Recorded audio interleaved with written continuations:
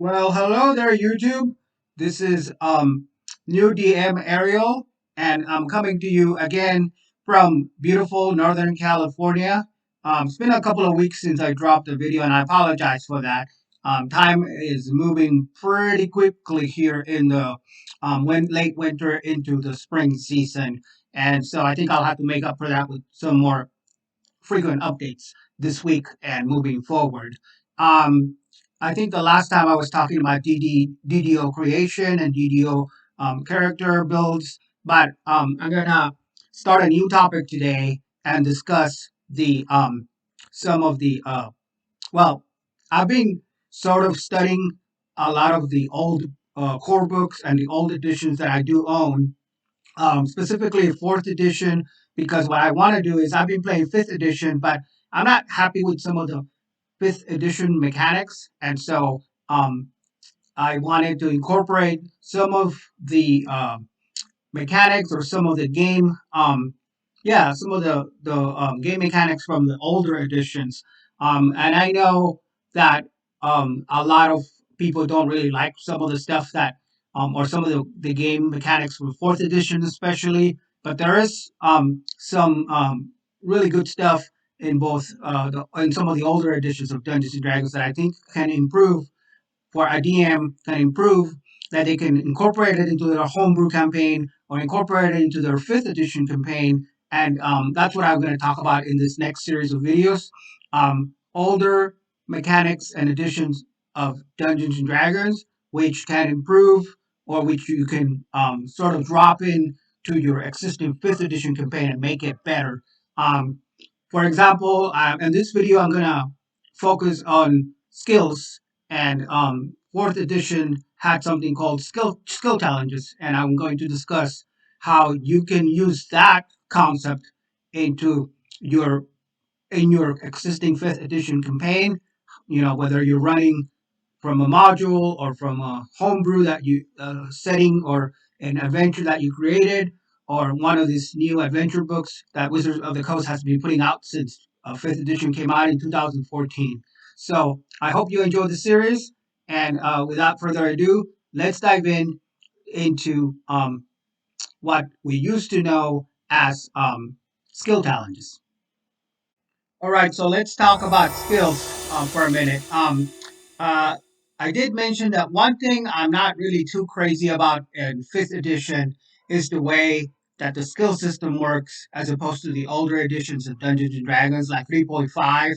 Um, I wasn't that crazy about 3.5 either, to be quite honest. But there is a middle ground, and I think in order to understand how skills work now in the current game, you have to know that uh, it's has to a lot to do with the race that you choose for your character, and also the abilities, because each ability score has a broad range of capabilities, including skills that a character or a monster can be proficient in. So in fifth edition, strength is tied to athletics. For example, dexterity is tied to like acrobatics and stealth, those type of skills. And wisdom, for example, is tied to like animal handling, perception, survival. So each ability is kind of tied to a specific set of skills. And when what happens in the current game is when you choose a class, like a fighter, or whatever you want to be, like a spellcasting class, like a wizard, then you have a character creation. If at level one, you have the choice to choose a number of skills that go along with the class, which makes sense for the class. And so, like a fighter, for example, we take like like a weapon skills or something along those lines, and a cleric has a high wisdom, and he would choose skills so that he would be able to use his spells to cast spells, such as I don't know, arcana, something like that. And so each skill is then um, contingent upon your character abilities, and it's also modified or altered or adjusted by the class that you're playing. And it also, there's this thing in fifth edition that's called background, and some of the backgrounds that you choose, like you could be a character that has a background in uh, like an entertainer, for example. If you're a bard, there's an entertainer background. So there's all these different varieties and flavors of backgrounds that you can use to modify. I really like that about the current game because backgrounds in the older editions they were not really fleshed out. But anyway, the reason I mention all this is because I'm talking about the skills specifically in this video, and that's kind of the way that each ability is tied into skills. Now, in the old version of the older edition, for example, like 3.5, um, in 3.5, what you do is at character creation, you have a long list of skills, way longer than what they have in fifth edition. In fact, if I take a quick look at the um, character sheet that comes with the player's handbook, um, you can and when you're creating characters for fifth edition, there's a very short list of skills. There's 1, 2, 3, 4, 5, 6, 7, 8, 12, about 18 skills that you can tie into. So they just have the major skills like acrobatics, animal handling, intimidation, that type of thing. And when you choose that, at first level, you have what they call a proficiency bonus, and you can add your proficiency bonus to the skill that you want, that you choose at character creation. You have a limited amount of skills to choose from, and then you add your proficiency bonus. So let's say that you have that you chose, like let's say your class allows you to choose a number of skills and you choose like acrobatics and you choose arcana and you choose like insight, just to mention like three skills. And depending on what class you are, whether you're a bard or you're a or you're a ranger, doesn't matter what you are, a cleric, whatever class you choose will give you some proficiency that you can put your usually in the first level is like a 2 points of proficiency. So the base level is like 10. If you have a 10 on Arcana, you can add 2 points of proficiency and bump it up to 12. And that's kind of like how it goes. So it's not very complicated. It's not very detailed. It's very simple. But I don't like it as much because it's very tied. It's tied to your class and your initial background and tied to your ability scores, and so you're limited to what you can put proficiency in. This is the way fifth edition works. I'm going back and forth. I know, but trying to keep up with that because in 3.5, the older edition, which is what this video is about, modifying the current game so that you can add some of the flavor, some of the game mechanics and make it more enjoyable, I guess, for a DM to run or for even for a player. So in 3.5, it was the opposite. It was like you had a list of like I don't know how many skills. It was like over 20 for sure.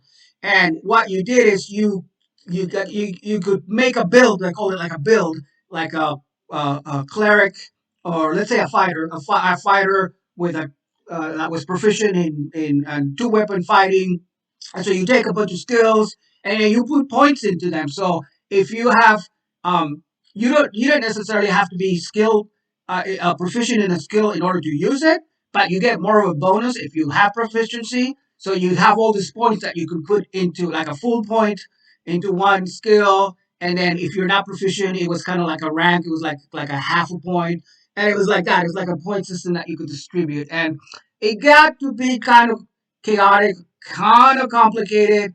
You can follow it along, but it's definitely not as streamlined or as simplified as the current game.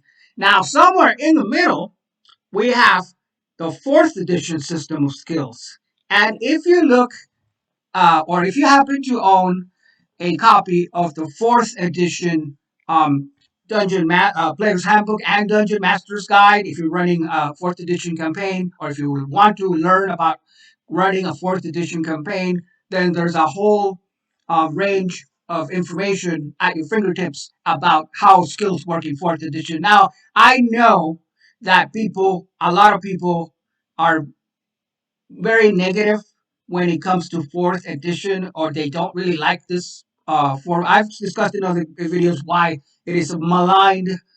It was too radical for some people. It was too much of a departure from the traditional Dungeons and Dragons game mechanics that came before it. But what I really like about fourth edition, it has some things that I do like, and I like the skill system, um, which was kind of similar to 3.5, but it was a little bit more streamlined, where you have your characters and you pick the skills that they do go along with your class, and then you build on those as you level up, and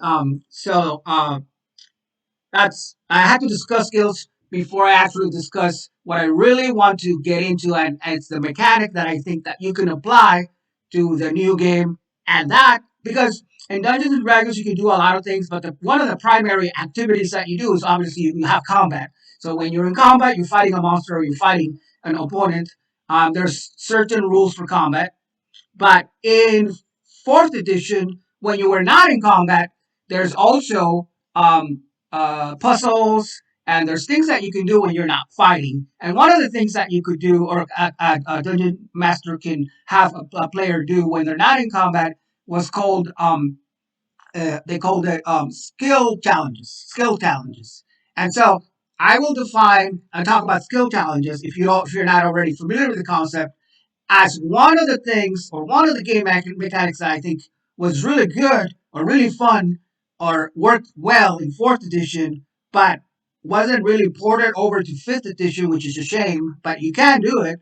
All you have to do is kind of work backwards through the editions, and it takes a little work, but I think it's well worth it. Well worth it for the DM as well as the players. All right, so it's time now to talk about skill challenges, as I alluded to earlier. Now, the basics of skill challenges, which were introduced in fourth edition and expanded upon, if you look at pages 72 through 70, 70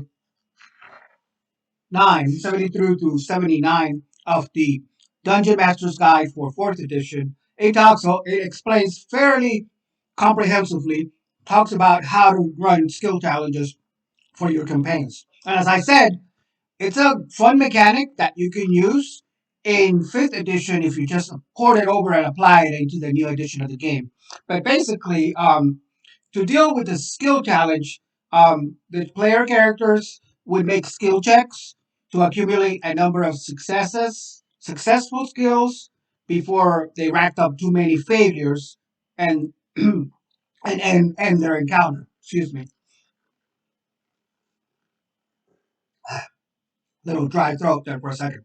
Anyway, so basically that's what skill challenges were. You were not in combat, but you were trying to rack up some successes um, before you failed at specific challenges. For example, and I should say there were different levels for this, at different varying levels of complexity. You know, it could be a simple challenge or it could be a more difficult challenge. And I think that let's see, the book says it was graded from 1 to 5. So a complex challenge would be like a really complex challenge would be like a 5 versus a more easy encounter would be like a 1. Um, and the DM gets to choose the level of complexity. So, for example, a level 1 skill check encounter would be, one of complexity level 1 would necessitate 4 successes versus 2 failures. So, if the characters succeed as a team 4 times before they fail twice, then they will go ahead and successfully pass the challenge. If it was the top level, fifth level complexity, you needed something like a dozen successes before you get to 6 failures in order to pass the challenge. You know, so yeah, it was like a different thing to do. For example, if you go through the book, it gives the dungeon masters examples or detailed examples and detailed guidelines on how to run the skill challenges. But here's a sample one, for example, what's great about it is they give you some templates, some samples that you can use in your own games, and then once you can modify this templates to suit your own campaign, and you can just change it anyway, adjust it any way you want. For example, there's a skill challenge which they would call the negotiation. That's one of the many skill challenges that are available to the DM to run as a non combat encounter. So a negotiation for example would go something like this. There's a duke that's sitting at the head of a banquet table, and he's gesturing with a wine glass, and he tells the player character, go ahead and sit down. And he says, I am told you have news from the borderlands. And the skill challenge is all about covering attempts to gain favor or assistance from this duke, or it doesn't have to be a duke, it could be any local leader, um, or the authority figure in the campaign or the area that the players, the PCs, are exploring. So the challenge might take only um, it might be only just might take as long as being a normal conversation with this where PC characters are having a discussion or a conversation, or it could stretch on for days as the PCs try to perform tasks so that they can earn the NPC's favor. You know, so here's a sample setup that the book talks about. Um, you set it up for the NPCs to provide some help or some assistance, and they need to the player characters need to convince the NPC or him or her of their trustworthiness and that their cause helps them in some way. So you're trying to convince this duke or this earl or whatever, this figurehead that you're talking to, that you can be valuable to them, you know. And this one's kind of like a third level complexity. We talked about the different levels 1 through 5. This is about level 3. It's somewhere in the middle. So you would need 3 successes. I'm sorry. You would need eight successes before you get 4 failures. You know, and so the primary skills involved for this one are something like bluff, diplomacy, and insight. A bluff. So you do a bluff check basically, and it's a moderate DC or a moderate difficulty class set by the DM, and what happens is you try to encourage the NPC, the player characters try to encourage the NPC that they're dealing with to aid the quest using false pretenses. That's a bluff, right? Um, Another part of it is like you could do a diplomacy check, which has a moderate DC um, as well, and so you ask or you entreat the NPC for aid in the quest, you know. Then there's more easy ones, like you could do a history check, which has an easy difficulty class, and you have to make insightful remarks about the significance of the event from the NPC's past. So as you can see, and then you try to roll for it, and you try to get 8 successes before you get 4 failures. You know, if you fail 4 times, the encounter is over, and you fail. So that's just one of many examples of a skill check encounter. You know, there's other ones where you maybe you go into a cave, for example, and there's a monster there, and you're trying to trick him into giving you some treasure, or you're trying to bluff him into having him help you fight your way out of the cave, or you know whatever your player characters or your party are trying to do will involve some of the skills that they're proficient with, such as bluffing, diplomacy if you don't want to fight, because the whole thing is um, a lot of these you don't want to get into a combat situation. You try to avoid a combat situation, maybe because you think that there's a better way of handling it, or the DM. Or sometimes it's because the DM has a whole narrative, and it's better to have the PCs bargain with or discuss a situation or discuss their way, try to talk their way out of a situation before a battle ensues. Maybe for the narrative of the story, it's better for the NPC, whether it be a king or a monster or whatever, the NPC to give the player characters a reward later on if they succeed, or you know, story related reasons. Narrative is what drives the consideration of a non combat encounter, such as a skill challenge encounter. and not necessarily jumping into, okay, we're in this cave, we know there's a monster here, let's roll for initiative and let's get ready for battle. Because if you all you do is fight, fight, fight, there's not enough variety, I think. And the Dungeon Master doesn't get to flex his or her story or narrative uh, muscles, and the characters are think of the campaign as either boring, or if they like fighting, uh, they just expect it to be like a video game where you go in and you fight whatever encounter you're fighting or whatever challenge you have, but uh, there's no very little flavor. There's very little variety. It's all about blam, blam, blam. I'm going to use my magic, or if I'm a fighter, I'm going to use my sword, try to conquer this obstacle, and then give me some XP or give me the reward, and moving on to the next battle, and that can get kind of repetitive, and can get kind of tedious for the DM, and it can also rob the game of opportunities to have other encounters which are more story driven, which lead to more role playing, and which lead to more fun, uh, comprehensive fun as a game, because after all, it's a role playing game, it's an RPG. So it's the main purpose is for everybody to engage and have fun together. Both the DM who's running the scenarios, who's adjudicating some of the tactical rules, and for the players who are there to have fun and to participate in and to cooperate and collaborate in this story. So that's why I think that skill challenges are a fun game mechanic that sort of didn't really make it into the new edition. I mean, there's other mechanics that are in fifth edition, especially after they came out with the core rule books like Xanathar and some of the supplemental books. And definitely some of the book adventures have their own mechanics and situations. But I think, if they already exist, why not? And they're good, such as skill challenges. There's a lot you can do with them.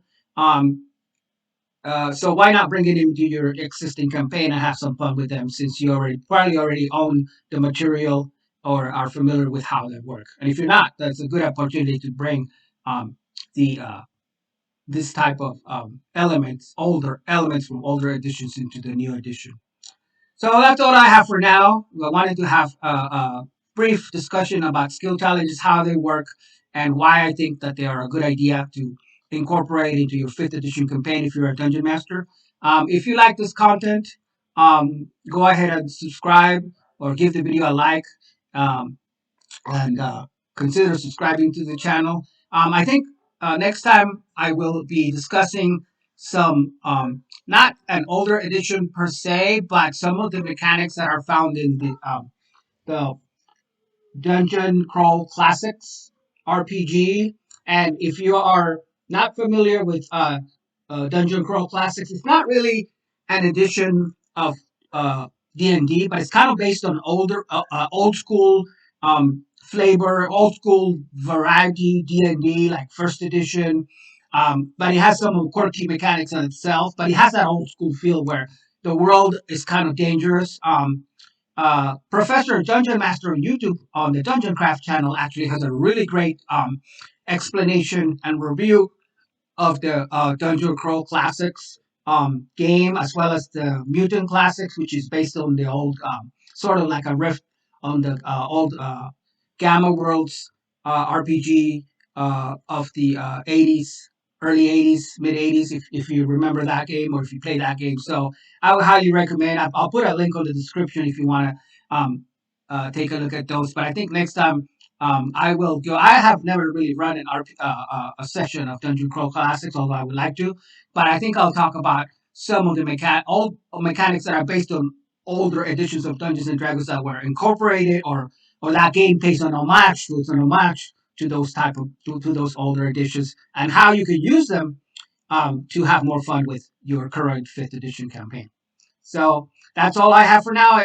Take care until next time. If you want to support this channel, please go ahead and consider becoming a Patreon. I'm going to have some more quirks and some more, not quirks, but perks, some more perks and some rewards in the future. So, give it a like, or consider becoming a patron and supporting the channel if that's something you're interested in. Take care. Have a great rest of your day. I'll talk to you next time.